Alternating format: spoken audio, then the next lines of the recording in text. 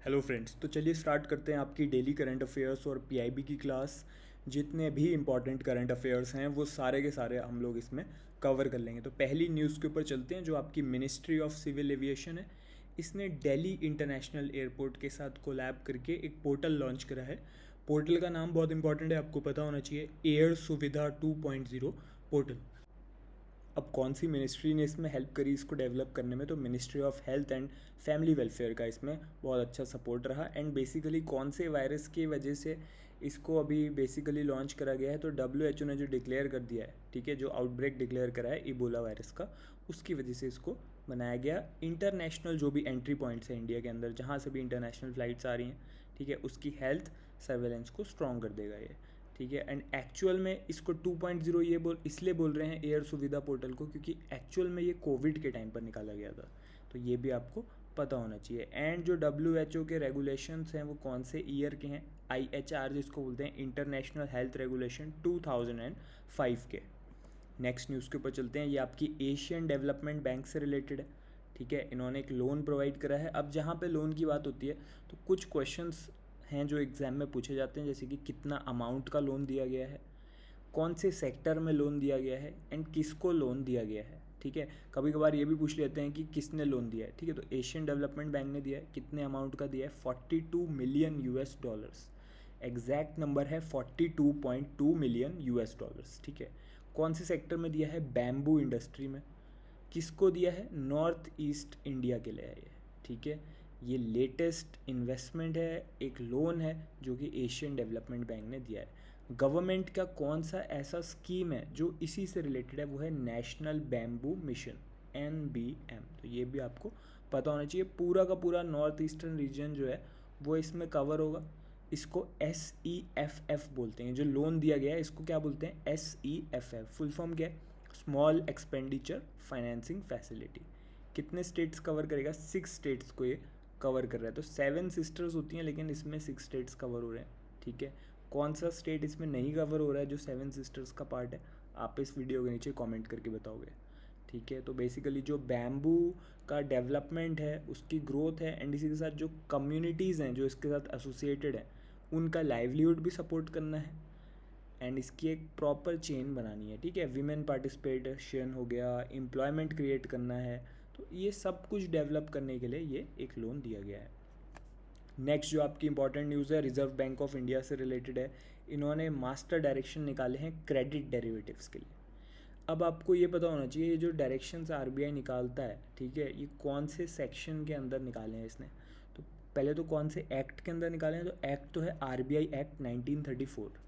कौन सा सेक्शन है उसका, सेक्शन 45W। कब से ये डायरेक्शंस इन फोर्स आ जाएंगे, 25 जून 2026 से, ठीक है। तो क्या इनके हाइलाइट्स हैं क्रेडिट डेरिवेटिव डायरेक्शन के। सबसे पहले तो एक नया इंस्ट्रूमेंट इसके अंदर आया है, टोटल रिटर्न स्वैप, TRS, जो कि कॉर्पोरेट बॉन्ड से लिंक्ड है, ये आपको पता होना चाहिए। इसके अलावा अब क्रेडिट इंडाइसिस पे भी डेरिवेटिव्स अलाउड हैं, ताकि जो ब्रॉडर वे में मार्केट पार्टिसिपेशन होता है उसको प्रमोट करा जा सके।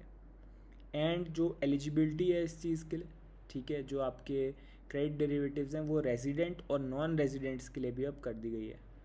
इसके अलावा एक क्रेडिट डेरिवेटिव डिटर्मिनेशन कमिटी, इसको फॉर्मेशन करने का रिकमेंडेशन या यू कैन से इंस्ट्रक्शन दिया गया है, ठीक है। तो ये बेसिकली स्टैंडर्डाइजेशन के लिए है एंड मार्केट के डेवलपमेंट के लिए है। अब RBI के ये क्रेडिट डेरिवेटिव डायरेक्शन से थोड़ा सा स्टैटिक, आपको RBI के बारे में पता होना चाहिए। इंडिया का सेंट्रल बैंक है ये, मॉनेटरी पॉलिसी फ्रेमवर्क यही देता है, फाइनेंशियल स्टेबिलिटी के लिए भी यही वर्क करता है, ठीक है। इसके अलावा FIMMDA का मतलब क्या होता है, fixed income money market and derivative association of India, ठीक है। तो जो भी डेरिवेटिव मार्केट्स हैं, बॉन्ड्स हैं, उसमें यही बॉडी डील करती है। RBI कौन से सेक्शन और कौन से एक्ट के अंदर करता है, हमने पहले भी डिस्कस करा था, एक बार फिर से देख लेते हैं।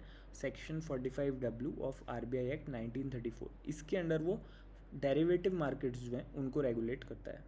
नेक्स्ट जो आपकी न्यूज़ है ये भी RBI से रिलेटेड है, पिछली वाली डेरिवेटिव से रिलेटेड थी, ये है आपकी NBFC से रिलेटेड। तो RBI ने जो नए डायरेक्शन निकाले हैं उसके अकॉर्डिंग जितनी भी NBFC हैं, नॉन बैंकिंग फाइनेंशियल कंपनी, जिनके 1 लाख CR से ज़्यादा के एसेट्स हैं, ठीक है, उनको अब अपर लेयर में माना जाएगा। तो ये चीज़ आपको पता होनी चाहिए, बहुत इंपॉर्टेंट है, ठीक है। जिस भी एनबीएफसी का जो एसेट साइज़ है वो 1 लाख करोड़ है या उससे ज़्यादा है, दोनों चीज़, तो वो ऑटोमेटिकली अब अपर लेयर में चली जाएगी। कब से ये इफेक्टिव है? 24 जून 2026 से, तो ऑलरेडी ये इफेक्टिव हो चुका है। इसके अलावा जो एसेट्स का थ्रेशोल्ड होता है हर 3 साल बाद उसको रिव्यू करा जाएगा, ये भी आपको पता होना चाहिए। और जो भी गवर्नमेंट ओन्ड, जैसे गवर्नमेंट जिनको ओन करती है एनबीएफसीज को, वो भी इसमें इंक्लूडेड होंगी। हमने कुछ टाइम पहले न्यूज़ पढ़ी भी थी इसमें गवर्नमेंट की एनबीएफसी से रिलेटेड, ठीक है। नेक्स्ट जो आपकी इंपॉर्टेंट न्यूज़ है, ये इंडिया में एक और इन्वेस्टमेंट होने वाला है। जैसे पिछला हमने देखा था एडीबी जो कर रहा है, लोन प्रोवाइड कर रहा है बेसिकली, बट यहाँ पे अमेज़ॉन क्या कर रहा है, 48 बिलियन यूएस डॉलर्स इंडिया में डालेगा 2030 तक, ठीक है। ये इसकी टाइमलाइन है। किस चीज़ के लिए? ये एआई को प्रमोट करने के लिए, क्लाउड एंड लॉजिस्टिक एक्सपेंशन के लिए, ठीक है। तो ये भी आपको पता होना चाहिए। अमाउंट आपको याद होना चाहिए, टाइमलाइन आपको पता होनी चाहिए, 2026 से 2030 के बीच में। ये किस चीज़ के बाद ये अनाउंसमेंट हुआ है? तो बेसिकली अमेज़ॉन के जो सीईओ हैं एंडी जैसी, इन्होंने पीएम नरेंद्र मोदी जी के साथ एक मीटिंग करी थी, उसी के बाद ये अनाउंसमेंट निकल के आया है, ठीक है। तो अमेज़ॉन ने पहले भी अपना कमिटमेंट करा था 35 बिलियन यूएसडी का, उसी के आगे चल के अब ये 48 बिलियन यूएस डॉलर्स का करा गया है। एंड इसी के साथ AWS यानी कि अमेज़ॉन वेब सर्विसेज, इसके डेटा सेंटर्स जो होते हैं उनको स्केल करा जाएगा। 2 सिटी लोकेट करे गए हैं, आइडेंटिफाई करे गए हैं, पहला है मुंबई एंड दूसरा है हैदराबाद। तो ये भी चीज़ आपको पता होनी चाहिए। नेक्स्ट जो आपकी इंपॉर्टेंट न्यूज़ है ये है न्यूक्लियर एनर्जी से रिलेटेड। तो जो हमारा डिपार्टमेंट ऑफ एटॉमिक एनर्जी है DAE, इन्होंने वर्ल्ड का सबसे पहला हाइड्रोजन प्रोडक्शन फैसिलिटी निकाल दिया है, ठीक है। ये हाइड्रोजन प्रोडक्शन फैसिलिटी जो है कहाँ पर है ये लोकेटेड? ये लोकेटेड है आपका IGCAR कलपक्कम तमिलनाडु। तो बेसिकली न्यूक्लियर रिएक्शन की जो हीट होती है ना, उसको यूज़ यहाँ पर करा जाता है इस हाइड्रोजन प्रोडक्शन फैसिलिटी में। क्या है रिएक्टर का नाम, क्या है ये भी पता होना चाहिए, फास्ट ब्रीडर टेस्ट रिएक्टर, ठीक है। इस पूरे केमिकल प्रोसेस को क्या बोलते हैं? कॉपर क्लोरीन थर्मोकेमिकल साइकिल, ठीक है। तो ये भी आपको पता होना चाहिए। इसमें कुछ टर्म्स हैं जैसे हमने अभी जो भी डिस्कस करे, ये टर्म्स भी एग्ज़ाम में पूछे जा सकते हैं। किसने इनॉग्रेट करा? जो हमारे DAE department of atomic energy के सेक्रेटरी हैं, चेयरमैन हैं, श्री अजित कुमार मोहंती जी, उन्होंने करा है, ठीक है। IGCAR के जो डायरेक्टर हैं उनकी प्रेजेंस में। तो ये भी चीज़ आपको पता होनी चाहिए। किसने इसको डेवलप करा है? बार्क और IGCAR ने जॉइंटली इसको डेवलप करा है। ये एक डिमॉन्स्ट्रेशन यूनिट है, ठीक है। एंड बिना कार्बन एमिट करे यहाँ पे हाइड्रोजन प्रोड्यूस करा जाएगा, ठीक है। तो यह भी आपको पता होना चाहिए कि न्यूक्लियर प्रोसेस की जो हीट एनर्जी है उसको यूज़ करने हैं यहाँ पे। ये बहुत ही एक यूनिक सी चीज़ है, एग्ज़ाम में पूछी जा सकती है। नेक्स्ट जो आपकी इंपॉर्टेंट न्यूज़ है, एक पार्टनरशिप हुई थी हर्बा लाइफ और IIT मद्रास के बीच में। तो इन्होंने लॉन्च कर दिया है इंडिया का सबसे पहला सेंटर ऑफ एक्सीलेंस। किस चीज़ का सेंटर ऑफ एक्सीलेंस है ये भी पता होना चाहिए, plant cell fermentation technology. At कहाँ पर हुआ है ये? IIT मद्रास के कैंपस में। तो दोनों के बीच पार्टनरशिप हुई है। कौन सा IIT इसमें इंक्लूडेड है आपको पता होना चाहिए, IIT Madras. Centre of excellence जो इन्होंने बनाया है वो कौन से थीम पर है? Plant cell fermentation. कहाँ पे है लोकेटेड ये भी पता होना चाहिए। एंड कंपनी का क्या नाम है? हर्बा लाइफ, ओके। तो बेसिकली यहाँ पर क्या हो रहा है, यहाँ पर बायोटेक का यूज़ कर रहे हैं प्लांट बेस्ड न्यूट्रिशन में, ठीक है। तो प्लांट्स आपको पता है they are the you can say source of a number of nutrients for the survival of many species including humans, okay, so that is why biotech में research करा जा रहा है। and fermentation is another thing which is very very you can say cannot be ignored। बहुत सी ऐसी चीज़ें हैं जो हम कंज्यूम करते हैं वो एक्चुअली में फर्मेंटेड होती हैं and they are good for health, okay.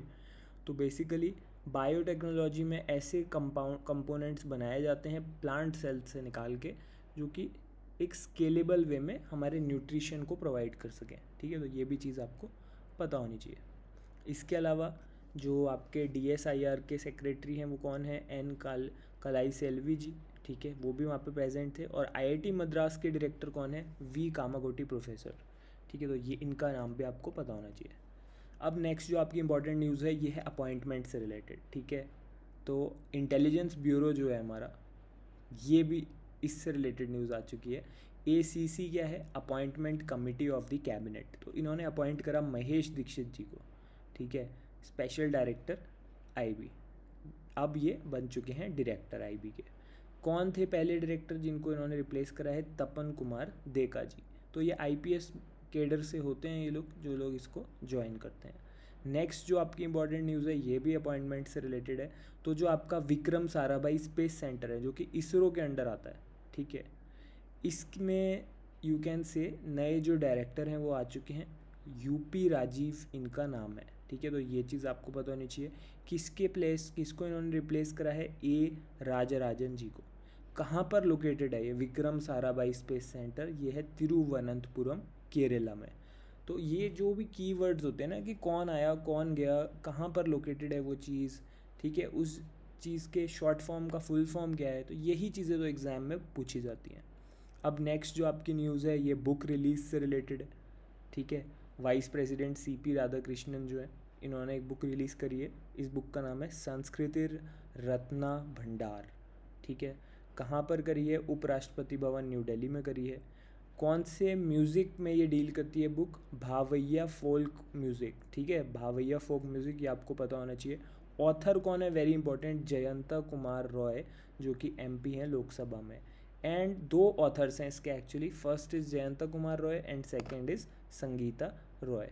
कौन से स्टेट का ये यू कैन से म्यूज़िक या फिर फोक म्यूज़िक है? असम का है और नॉर्थ बंगाल का है। तो ये भी चीज़ आपको पता होनी चाहिए। अब कुछ इम्पॉर्टेंट डेज देख लेते हैं। तो 26 जून के 2 डे हैं। पहला है international day in support of victim of torture, ठीक है। तो 26 जून को ये ऑब्ज़र्व करा जाता है।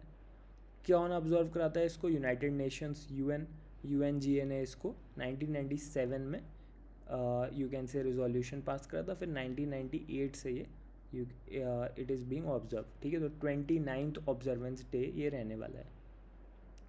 नेक्स्ट जो है आपका international day against drug abuse and illicit trafficking 2026। इस बार का इसका थीम क्या है? ड्रग अब्यूज़ और ट्रैफिकिंग का, ठीक है, जिसको कोमेमोरेट हम कर रहे हैं। इसको वर्ल्ड ड्रग डे भी बोलते हैं। तो world drug problem, persisting issue, new challenge, innovative response, ये इसका थीम है। 26 जून को ये मनाया जाता है, यू कैन से ऑब्जर्व करा जाता है। UNGA, United nation general assembly ने इसको डिक्लेयर करा था। 1989 में सबसे पहली बार हुआ था। वर्ल्ड ड्रग रिपोर्ट 2026 कहाँ पर लॉन्च हुई? ये भी पूछा जा सकता है आपसे एग्जाम में, क्योंकि ये डायरेक्टली आपके वर्ल्ड ड्रग डे से रिलेटेड है। तो ये वियना इंटरनेशनल सेंटर ऑस्ट्रिया में हुई है। ये चीज़ आपको पता होनी चाहिए। नेक्स्ट एक और इम्पॉर्टेंट डे है 25 जून 2026 को संविधान हत्या दिवस, ठीक है। इसको ऑब्जर्व करता है इंडिया 25 जून को। तो ये 51st एनिवर्सरी रहेगी एमरजेंसी की, जो एमरजेंसी इंडिया में लागू की गई थी। एंड तीसरी बार इसको ऑब्जर्व करा जा रहा है इस डे को। तो एमरजेंसी कब आई थी? 25 जून 1975 को। कौन से आर्टिकल के अंडर लगाई गई थी? आर्टिकल 352 पे। किसने लगाई थी? PM उस टाइम की इंदिरा गांधी जी ने लगाई थी। एंड इसको प्रोक्लेम करा था फ़खरुद्दीन अली अहमद, उस टाइम के प्रेसिडेंट जो थे, उन्होंने। कितने टाइम के लिए ये इमरजेंसी रही? 21 मंथ्स के टाइम के लिए ये रही। एंड इसको जो आपका मिनिस्ट्री ऑफ होम अफेयर्स है, उन्होंने इसको संविधान हत्या दिवस के नाम से डेजिग्नेट करा 2024 में। तो ये थी सारी की सारी मोस्ट इम्पॉर्टेंट करंट अफेयर्स जो एग्ज़ाम में पूछी जा सकती हैं, ठीक है। अगर आप RBI ग्रेड बी या फिर SBI PO की प्रिपरेशन कर रहे हो, तो आप मेरे दोनों कोर्सेज चेकआउट कर सकते हो, जिनमें मैं आपको पर्सनली गाइड करता हूँ। हम लोग बैठ के एक टाइम टेबल बनाते हैं एंड मैं आपको सारी क्लासेस, रिसोर्सेज, सब कुछ प्रोवाइड करता हूँ, ताकि आप ज़ीरो से स्टार्ट करके अपने फर्स्ट अटैम्प्ट में इन एग्ज़ाम्स को क्लियर कर लो। तो इनको चेकआउट करने का लिंक इस वीडियो के पिन कमेंट में आपको मिल जाएगा। अब हम लोग मिलेंगे अगली क्लास में। Wish you all the best.